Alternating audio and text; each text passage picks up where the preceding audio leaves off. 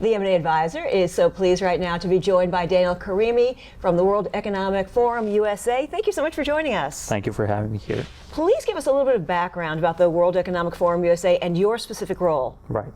So the World Economic Forum is an international institution. We were granted this status last year by the Swiss government. We have 4 offices around the world, and we are the global foremost institution for public-private cooperation. Let's talk a little bit about cybersecurity. Of course, one of the biggest issues pressing us right now. What specifically is your involvement with that, and how do you stay on top of it? So the World Economic Forum started looking at broader cyber policy about 5 years ago, and obviously cyber risk, cybersecurity, call it whatever it is a very big thing, part of the global tech policy.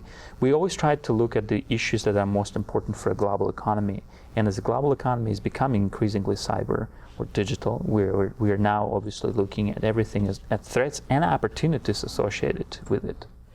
Let's talk a little bit about strategic liability right now. You know, at first when the internet was developed, it was just a source of information, but now cyber is everything. Correct. It's in a way, internet is the lab, it's an experiment that escaped from the lab. Now trading floors, airlines, everything is internet dependent. And with the arrival of Internet of Things, it's really the border between physical and digital is blurred or erased completely.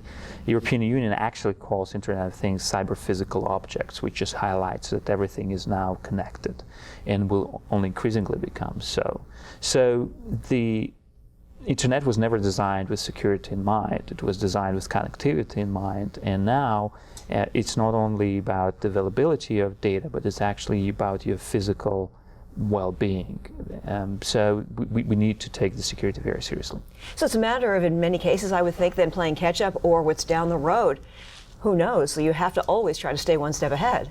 Correct. I mean, we see, a lot of changes on cyberspace, from actually industrialization of hacking. Now the hackers specialize in there's a kind of a chain, the value chain between developing various tools, to actually very sophisticated capabilities that stays developed around the world.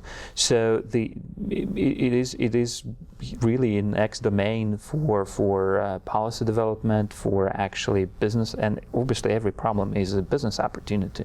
So there's a lot of stuff going on. And where would you say, what sector would be the greatest concern?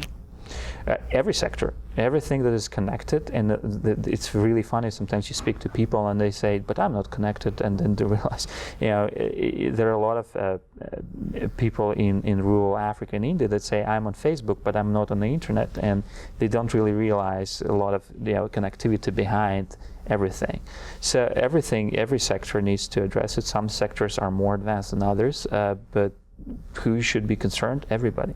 You know, it's interesting that you mentioned that. I'm only on Facebook. It's a naivety that I think really probably some businesses aren't exempt from. What do business owners, especially these big corporations, what do they need to be aware of, and are they getting it? Well, with various degrees, obviously, but I think there is a certain, when we started our work in cybersecurity, we started with a very simple principles for cyber resilience, which is basically 4 principles highlighting that we're all dependent on this space, that we need to think not only about our defenses, but also about our contractors and customers. And from that, there has been a great sea change of understanding from the audit committees of the boards of various publicly traded companies to a lot of cabinet ministries and so on. There is a great deal of understanding, but at the same time there is still a great deal of educational outreach that needs to be done. There's the very notion of the protection perimeter. What is now your protection perimeter? How do you, is your customer the first line of defense? Is your contractor the first line of defense? How do you define what is yours, what is not, what is crucial data, what is not crucial data? It's not a tech problem. It is obviously a tech problem, but it is also a human resource problem. It is a policy problem, and it needs to be addressed from various angles. And in order to stay on top of this and see the forecast and know what's coming, you have to be trained very specifically. Correct. And I don't know that there are that many people out there to keep up with demand, are there? Availability of talent is a great concern for all the actors involved, but at the same time, the market tends to correct itself. So if there is a great demand for this talent, more and more people will become trained. Obviously, it's a broader educational policy issue. We have STEM education and so on. But I'm an optimist, so I'm very hopeful that the talent issue will go away soon. Okay, so from a bottom line point of view, any large corporation watching, what do they need to know? What's the bottom line they need to know about cybersecurity, their takeaway to protect themselves?